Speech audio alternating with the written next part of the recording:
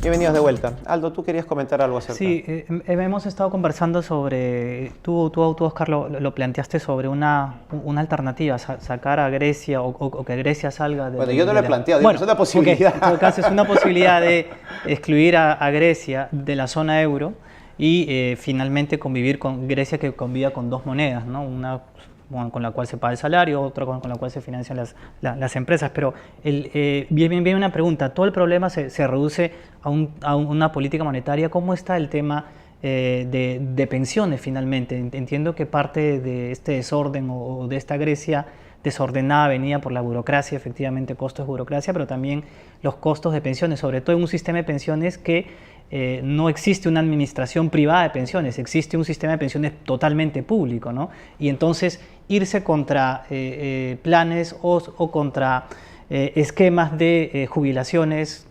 totalmente exquisitas, eso también va a generar otro impacto social muy fuerte para sincerar también. No puede ser un esquema de pensiones totalmente excéntrico, digamos, para la realidad económica, más allá de un tema de dos monedas y sacarlo de la zona euro, ¿no? Sí. O reducir el aparato estatal. Este es un tema, por algo es el conductor del programa el que nos decía que en época de vacas gordas nadie quiere pensar que pueden venir las flacas, porque en realidad lo que está ocurriendo desde un punto de vista demográfico, desde un punto de vista sociológico y estadístico y actuarial, se podía haber previsto, pero nadie quería adoptar medidas impopulares. Pongo un ejemplo, y como va a ser un ejemplo malo, me pongo de ejemplo, pongo mi país en lugar de Grecia, pero estamos igual, ¿no? En 1919 se aprueba por primera vez el derecho a cobrar pensión de jubilación y se pone como edad para empezar a cobrar 65 años. La expectativa de vida en ese momento está por debajo de los 50.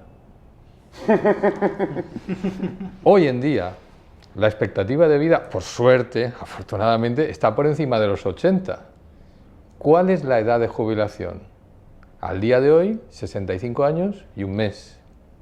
Claro, no es normal que pienses que todo puede funcionar sin cambiar cosas. Y esto es lo que nos ha ocurrido en parte. Y ha llegado un momento en que la proporción de población activa y población pasiva es insostenible. Sí. Para nosotros no es sorprendente que las pensiones estén gestionadas por lo público. En Europa la gestión de las pensiones es mixta, con un predominio de las pensiones públicas. Eso en sí yo creo que es neutral, es un dato neutral, que la gestión sea pública o privada. Al final es gestión buena, gestión mala, ¿no? ¿Qué es lo que sucede? Que la gestión pública tiene unos condicionantes distintos y elevar la edad de jubilación, cuando se ha hecho, que ha costado hacerlo, ¿qué es lo que ha generado? Se ven en los telediarios, en los documentales, huelgas, manifestaciones, asaltos a los bancos, es decir, eso tiene un coste social importante, ¿no?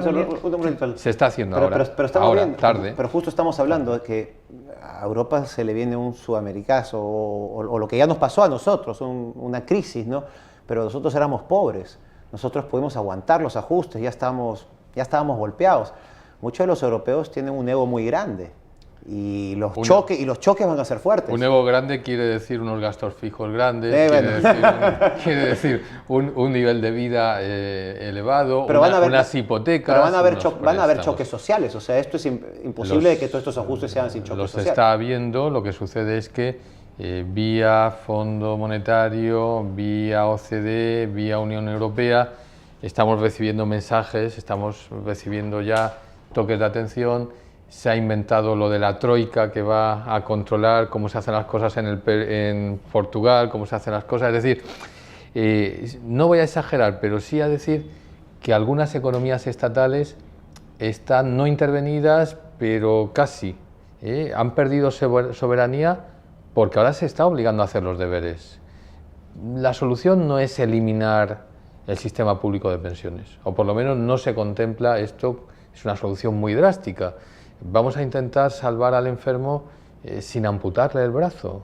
Y eso es lo que se está... Claro, me van a decir, sí, pero a cambio le están aplicando unas técnicas que es rebajar la cuantía de las pensiones, alargar la edad de empezar a cobrarlas, aumentar la incompatibilidad, pedir cotizaciones o impuestos más elevados. Es verdad, estamos en esa fase, pero no cerremos esa vía evolutiva. O sea, yo no creo que haya que plantear las cosas de manera drástica. Como eso ha funcionado mal, pues ahora vamos a otro sistema, porque partir de cero tampoco nos resuelve el tema de todos los pensionistas actuales y los que están cerca de serlo. O sea, hay que pensar aquí un poco políticamente, ¿eh?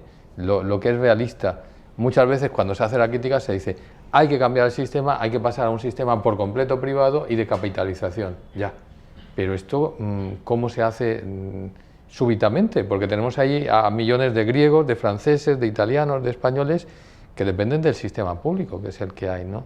Yo creo que aún hay camino para la evolución, aunque sea dura y drástica, como ya se ha dicho en esta mesa. Sobre ese tema, en realidad el problema efectivamente yo creo que no es que el sistema sea público o privado, sino más bien que el modelo detrás sí sea un modelo solidario, con aporte solidario, y ahí va a estar muy expuesto al riesgo actuarial efectivamente y al tema de la caja fiscal, o un sistema de capitalización individual, que es lo que se está demostrando que es un sistema más sostenible, que no compromete el tema fiscal de un Estado, que no está relacionado con ofertas populistas de gobiernos que pueden plantear cosas como mejorar las pensiones, etcétera, porque estás hablando de un sistema privado con una capitalización individual, ¿no? Entonces, más que si sea público o privado, en realidad la pregunta es si debería continuar con un sistema de aporte solidario con un problema de un continente o de un país que actuarialmente está siendo viejo, o un sistema de cuenta individual de capitalización. Yo te lo planteo de esta manera, siendo bien cínico, Aldo.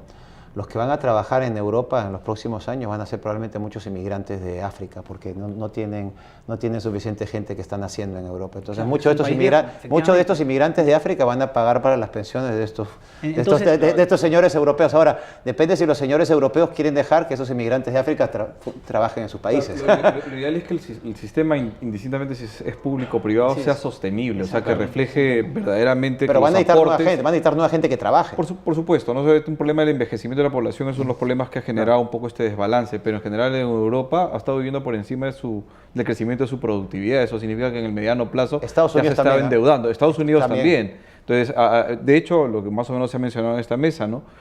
Siempre todas las crisis financieras, sea una crisis de deuda soberana, cambiaria o bancaria, siempre es por un problema de excesiva acumulación de deuda, que en el periodo del boom no parece que tiene un riesgo sistémico tan importante. Claro, en el periodo del boom un gobierno que tiene acceso al crédito y gasta, parece que está contribuyendo al crecimiento, o un endeudamiento alto del sector privado, ¿no?, que te infla los precios de los activos reales, los bienes inmobiliarios o las acciones, genera una percepción de que los bancos son más sólidos de lo que en realidad son. El problema viene cuando te encuentras con un alto nivel de endeudamiento y generas una crisis de confianza, como lo que ha pasado hoy en día en Europa. Has estado a la larga viviendo por encima de tus posibilidades, por encima de tu incremento de productividad de largo plazo, y eso incluye a todo nivel de gasto, incluso el sistema de pensiones, ¿no? Y el sistema de banca en Europa, ahora obviamente quiere que esté más capitalizado. ¿Cómo lo ves tú? Hay mucha gente que dice que muchos bancos están totalmente quebrados. Sí, bueno, es un tema complicado porque efectivamente, ¿no? Mira, lo que se le está pidiendo ahora a los bancos, en principio suena razonable, ¿no? Es decir, mira, aumentar el capital. Claro, aumenta capital para hacerte más sólido. El problema es cómo consigo capital. Efectivamente, cómo consigo. En realidad lo que se les pide es que aumentes el ratio capital sobre activos, digamos, ¿no? Entonces, para elevar este ratio, tú podrías conseguir más capital. Y si no consigues capital, la otra alternativa es reduce tus activos. ¿Cuáles son los activos principales de los bancos? Los créditos. Y no hacen préstamos. Exactamente, y eso complicaría aún más la salida en una zona económica que ya está bastante deteriorada. Entonces, pero eso ya es una realidad. En Estados Unidos también, Estados Unidos también no hacen préstamos. Estados Unidos hizo limpieza de balances y empezó a conseguir capital mucho antes. La crisis estalló en el 2008. Es porque se precipitó. El Federal Reserve tiene un mandato muy diferente al Banco Central Europeo. El Banco Central Europeo solamente tiene un mandato de cuidar la inflación. De estabilidad, claro. Claro, el otro tiene un mandato básicamente de curar la economía en todos sus aspectos. En todos sus sentidos, sí, por supuesto, pero en general, sea por lo que tú mencionas, el desarrollo de las instituciones, cómo operan en tal o cual zona, Estados Unidos sí empezó un proceso de sinceramiento de los balances y de conseguir capital desde el 2008, digamos, desde que la crisis se precipitó con la quiebra de Lehman Brothers. Europa en ese momento tenía un problema financiero de similar magnitud y prácticamente no hizo nada. Entonces, yo te lo plantearía de otra manera, o sea, el hecho es de que en Estados Unidos los bancos tienen un montón de préstamos de diferentes estados, pero los estados en Estados Unidos no están con problemas, o sea, o bonos de estados o bonos. El problema de Europa es de que todos tienen préstamos o bonos de diferentes estados y si cae uno comienzan a caer todos y comienzan a caer en racha como dominós, no hay un solo banco que pueda aguantarlo, porque los mercados cuando entran en histeria, bueno, yo estaba, entran en histeria. Pero si extrapolamos, también Estados Unidos tiene riesgos porque la deuda soberana no Es más grande. Es más grande y además tiene a un gran inversor que se llama China y al final todos dependemos de todos. Esa es un poco la... Bueno, hablemos de China. China también dicen que hay una burbuja en Shanghai. Entonces todo el día estamos acá viviendo que no nos explota Estados Unidos, que no nos explota Europa, que no nos explote China. La interconexión hoy en día es una realidad. Yo creo que hay que vivir con esa idea y no exagerar las malas noticias, que es lo que a veces, o sea, de una pequeña mala noticia surge una mediana mala noticia y una gran... No estamos en buen momento, pero creo que nadie está a salvo por completo de problemas. Y eso debiera favorecer el que quien es serio, quien cumple sus obligaciones, hablamos de un banco, hablamos de un país, no sea dejado a su suerte, no sea abandonado a su suerte si atraviesa problemas, porque sabes que va a responder. En caso contrario, lo de las fichas de dominó puede ser una realidad, ¿no? Y por otro lado, Aldo planteaba antes un tema en el que yo como europeo creo que vale la pena seguir apostando por el sistema alemán de seguridad social, que es el que tenemos la mayoría de países y que tiene alguna ventaja respecto de los privados, ¿no? Profesor, ¿podemos seguir con eso después del corte? Por supuesto. Vamos a un corte y volvemos.